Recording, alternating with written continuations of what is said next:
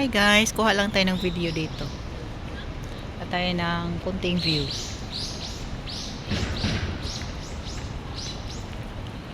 Ang gaganda ng puno nila. Yan, di ko alam anong klaseng anong tawag ng punuan na yan. Pati ito, pero pag namulaklak yan sila, ang gaganda. Parang ito lang.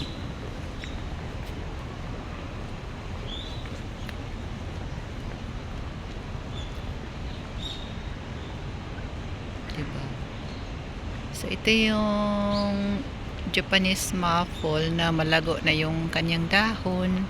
So yung isa naman ay nandyan. Miss Judistan siya. Yung isa na doon sa baba.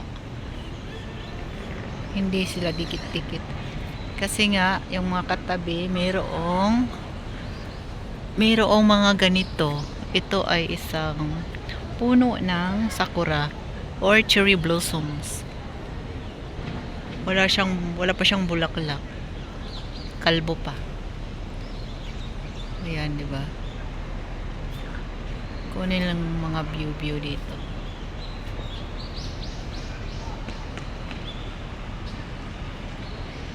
Diba? Ito ang laki ng puno ng sakura pa din. Or cherry blossoms. Yan. Pag yan ang bulaklak, ang ganda talaga. Hitik na hitik sa bulaklak. Kalbo pa eh. Meron pa doon. Yun, cherry blossoms din yan.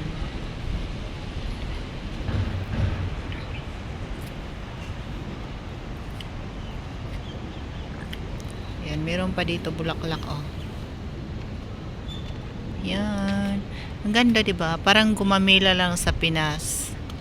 Pero gumamila din ito sa kanila. Ayan, oh.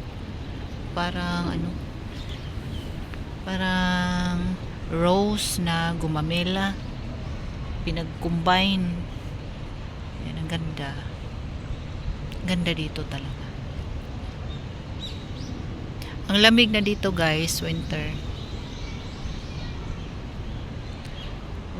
dito sa ngayon. 6 degrees.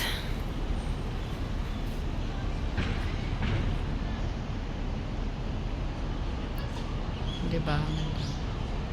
Lalo pag yan ang namulaklak, yan o.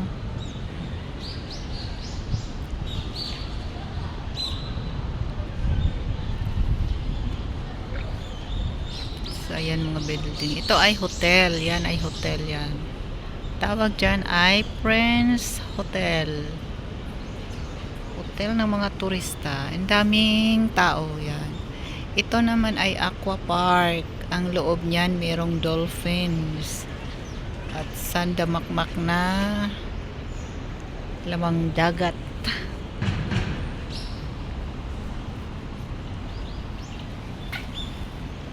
Pero mas gusto ko talaga to. Ang ganda tingnan. Sana may ganito rin sa Pinas, no? Para nakakaaliw naman. Maganda sa mata. Sarap sa pakiramdam. Paligid mo may nakaka-attract na puno. Dilaw. Diba mga mixed color. Ayan. Okay.